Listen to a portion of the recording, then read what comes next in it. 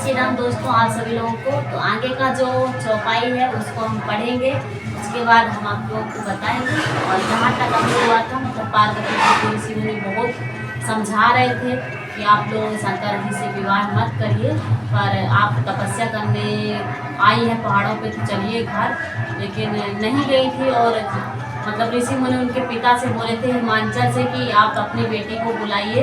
तो उन्होंने अपनी बेटी को बुलाए थे, जैसे ही वो आई थी, पर उन्होंने ऐसा बोल दिया था कि मैं शादी करूंगी तो शिव जी से ही करूंगी, नहीं तो मैं कुंवारी रह जाऊंगी। और आगे का प्रसंग चलो पढ़ते हैं और फिर उसका अर्थ क्या है वो भी मैं आप लोगों को बताऊंगी।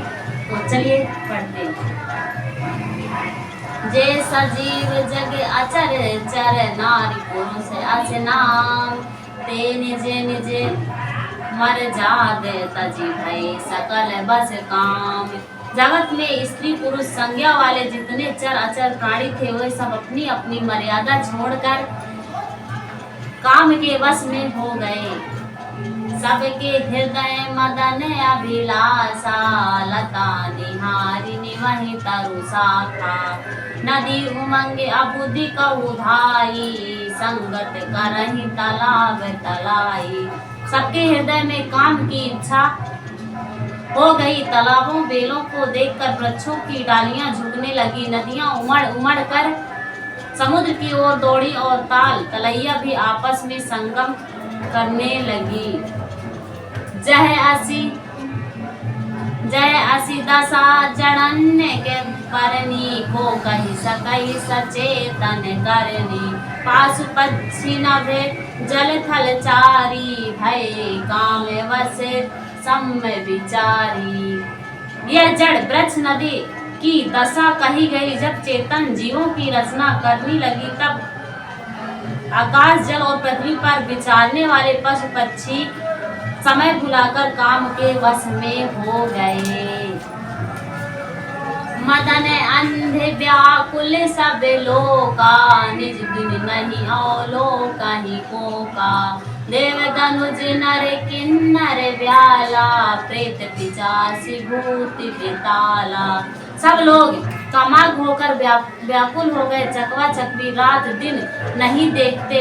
दैव दत्त मनुष्य किन्नर सर्प प्रेत भूत पिशाच बेताल, यह कै दशा न के हो बखानी। सदा काम के चेहरे जानी, सिद्ध विरक्त महामुनि जोगी, ते काम वश भय वियोगी।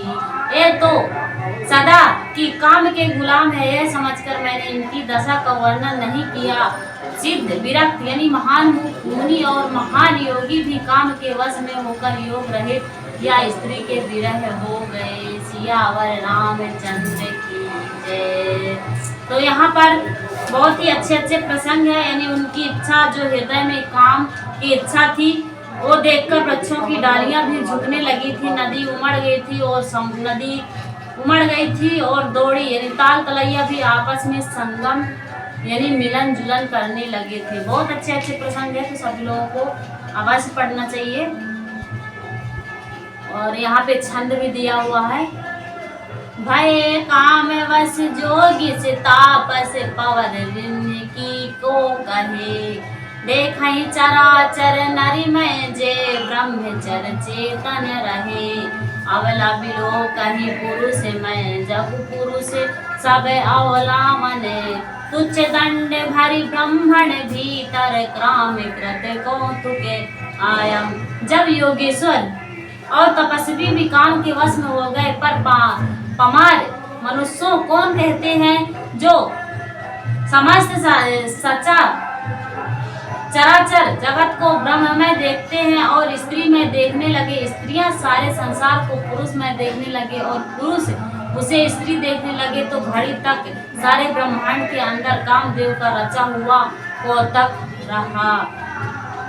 धारी न कहूँ धीर सब के मन सिज हरे, जे राखी रघुवीर ते, उबरे कहीं काल महू। किसी ने भी हृदय में धैर्य नहीं धारण किया। कामदेव के सबके मन हार लिए श्री रघुनाथ जी, जिनकी रक्षा की केवल वे उस समय बचे रहे। उभय घरी अस कौतुक भयऊँ, जो लगी काम शंभु पह गयऊँ। शिवलहि बिलो की संचेत के उमाऊ, भयऊँ जगाथिति साबु संसारू। जो 2 घड़ी तक ऐसा तमाशा हुआ जब तक कामदेव शिव जी के पास पहुंच गया। शिव जी को देखकर कामदेव डर गया। तब सारा संसार फिर जैसे का तैसा स्थिर हो गया। भय तुरंत सब जीव सुखारे, जिमि पद उतर गए मतवारे। क्रुद्धहि देखि मदन भय माना, दुराधरस दुर्गम भगवाना। तुरंत ही सब जीव वैसे ही सुखी हो गए जैसे मतवाले यानी नशा पिए हुए लोग मंद नशा उत्तम जाने पर सुखी होते हैं। और दुर्गम भगवान मतलब दुर्गम और दुर्गम जिनका पार पाना कठिन है। भगवान संपूर्ण ऐश्वर्य धर्म या श्री ज्ञान और वैराग्य 6 ईश्वरीय गुणों से युक्त रुद्र महा भय शंकर शिव जी को देखकर कामदेव भयभीत हो गए। फिरत लाज कछु कर नहीं जाई, मरण उठाने मन रचे ही उपाई। प्रगटे तुरंत रुचित त्रितुराजा, कुमिते नौ तरु राज विराजा। लौट जाने से लज्जा मालूम होती है और करते हुए बनता नहीं। आखिर मन में मरने का निश्चय करके उसने उपाय रचा। तुरंत ही सुंदर ऋतुराज बसंत को प्रकट किया। फूले हुए नए नए वृक्षों की कतारें शोभनीय हो गई। बन उपजन बपिका तड़ागा, परम सुभग सब दिशा विभागा। जहाँ तहाँ तनु मगत अनुरागा, देखे महु मन मन सिज जागा। वन उपवन बालवी तालाब और सब दिशाओं के विभाग परम सुंदर हो गए। जहाँ तहाँ मानो प्रेम उमड़ रहा है, जिसे देखकर मैंने मनों में भी कामदेव जग उठा। सियावर रामचंद्र की जय। तो सभी लोगों को आवाज पढ़ना चाहिए, बहुत कुछ सीखने को मिलता है। और हमारा बालकांड का जो है दूसरा पेपर चल रहा है, जिसमें अच्छे अच्छे चौपाई और दोहे लिखे हुए हैं और बहुत कुछ समझने को आता है। और यदि आप लोग पढ़ेंगे तो आप लोगों को भी समझ में जरूर आएगा, इसीलिए सभी लोगों को अवश्य पढ़ना चाहिए और कुछ ना कुछ सीखने को मिलता है, नई जानकारी मिलती है। सभी लोग अवश्य पढ़ें और बहुत कुछ जानकारी मिलती है, आप अपने बच्चों को भी दे सकते हैं और आप भी सीख सकते हैं। जब आप सीखेंगे तब तो आप अपने बच्चों को देंगे। और सभी लोगों को पढ़ना जरूरी है, ऐसा नहीं कि महिलाएं नहीं पढ़ सकती हैं, सभी को पढ़ना बहुत ज़रूरी है। और अपने धर्म के बारे में जानना भी ज़रूरी है कि हमारा धर्म क्या है। तो और पढ़ते हैं तब तक।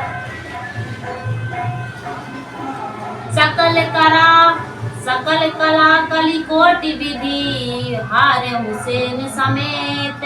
चली ना अचल समाधि शिव को पन हृदय निकेत। कामदेव अपनी सेना समेत करोड़ों प्रकार की सब कलाएं करके हार गया, पर शिव जी की अचल समाधि न डिगी। तब कामदेव क्रोधित हो उठा, देखी रसाल बिटप बरसा खाते पर चढ़ो मदनु मन माखा। सुमन चाप निज सर संधारे, अतिरिचिता की श्रवण लगी ताने। आम के वृक्ष की एक सुंदर डाली देखकर मन में क्रोध भरा हुआ कामदेव उस पर चढ़ गया, जिससे पुष्प धनुष पर अपने बाण चढ़ाए और अत्यंत क्रोध से ताक कर उन्हें कान तक तान लिया। छाड़े विषम विशिखे उड़े लागे, छूट समाधि शंभु तब जागे। भयहु ईस मन क्षोभ विशेषी, नयन उधारी सकल दिशि देखे। कामदेव के छिड़ यानी 5 बाण छोड़े जो शिव जी के हृदय में लगे और उनकी समाधि टूट गई और वे जग गए। ईश्वर यानी शिव जी के मन में बहुत क्षोभ हुआ। उन्होंने आंखें खोलकर सब ओर देखा। सौरभ पल्लव मदन बिलोका, भयहु कोपि कंपे त्रिलोका।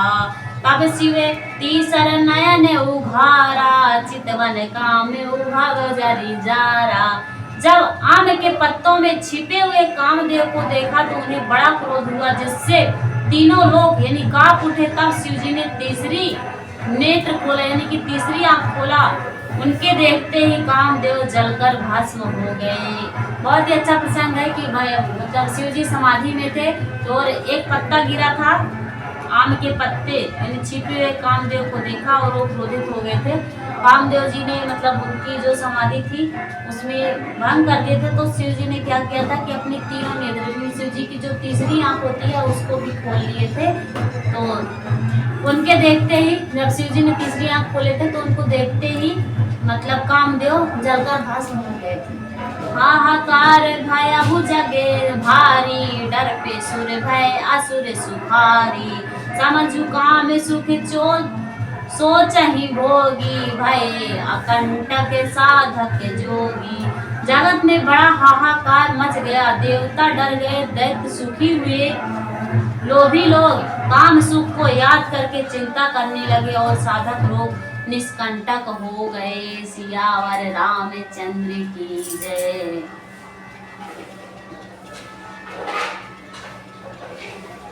अब ते रति ताव नथ कर, होय नाम अनंगु। बिटु अपु व्यापहि सबई पुने, सुनु निज मिलन प्रसंगु। हे रति, आपसे तेरे स्वामी का नाम अनंग होगा, वह बिना ही शरीर के सबको व्यापेगा। अब तू अपने पति से मिलने की बात सुन।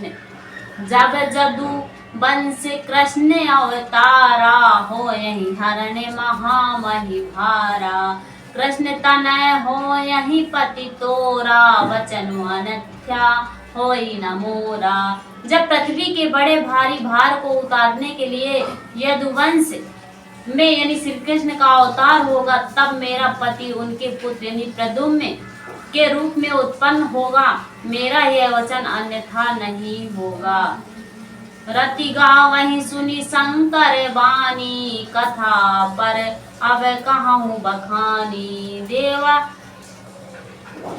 देवह समाचार सब पाए, ब्रह्मादिक वैकुंठ सिधाए।